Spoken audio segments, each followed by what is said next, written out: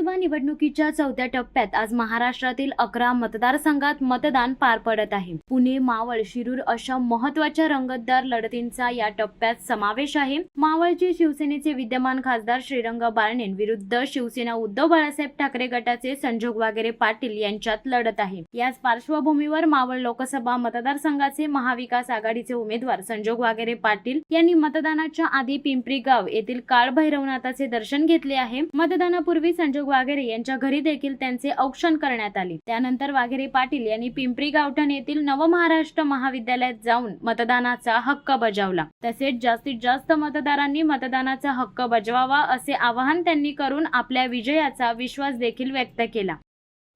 आज वातावरण देखील चांगलं आहे आणि थोडी गरमी पण कमी असल्यामुळे निश्चितच आज मतदानाची टक्केवारी वाढेल आणि मतदारांचा उत्साह पाहिला तर असं वाटतं की निश्चितच महाविकास आघाडी आणि उमेदवार म्हणून माझा विजय निश्चित होईल असं मला वाटतं.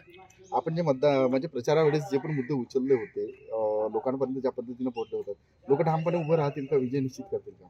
निश्चितच, कारण गेले 10 वर्षामध्ये या मतदारसंघामध्ये ज्या पद्धतीनं विकास व्हायला पाहिजे होता किंवा ज्या पद्धतीनं जी आश्वासनं दिली ती आश्वासनं पूर्ण न झाल्यामुळे आणि जी नाराजी आज मतदारांमध्ये होती ती नाराजी आज या ठिकाणी दिसून येईल की ती मतदानाच्या रूपातनं निश्चितच मतदार राजा या ठिकाणी आपलं मत महाविकास आघाडी मशालीला देईल असं मला खात्री आहे. सर, नागरिकांना काय आवाहन करायचं? मतदार केंद्रावर मतदार रांगा लावत आहेत, कुठेतरी ही परिवर्तनाची नांदी असं वाटतं का तुम्हाला? निश्चितच परिवर्तन होतंय, कारण की आज देशाला वाचवायचंय हे सर्वसाधारण नागरिकांनी मनावरती घेतलेलं आहे आणि निश्चितच मला असं वाटतं की आज ही जी निवडणूक आहे ही निवडणूक मतदार राजांनी आपल्या हातात घेतलेली आहे. सर, नागरिकांना काय आवाहन कराल तुम्ही मतदान करून? मी आपल्या मार्फत नागरिकांना आवाहन करतो की आपण जास्तीत जास्त मतदान या ठिकाणी करावं.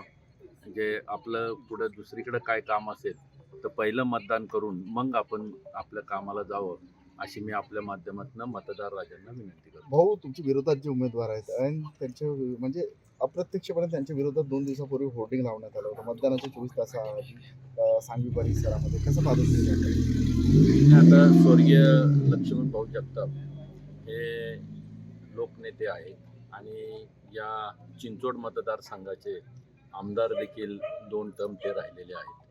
तर निश्चितच अशा आमदारांचा जो फलक त्या ठिकाणी लावलेला होता तर ही दुर्दैवाची बाब आहे की तो फलक त्या ठिकाणी पाडला गेला.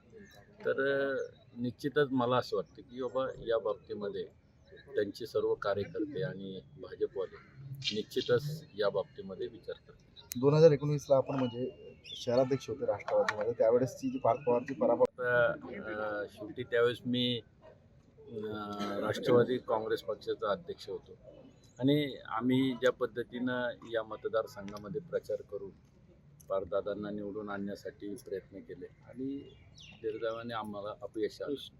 त्यामुळं निश्चितच कुठंतरी ही सलाह आहे. शिवसत्ता टाइम्स न्यूज ब्युरो, पुणे. दे धडक बेधडक वृत्त देणाऱ्या आपल्या शिवसत्ता टाइम्स न्यूज चॅनलला लाल बटन दाबून सबस्क्राईब करा आणि बेल आयकॉनला क्लिक करायला विसरू नका.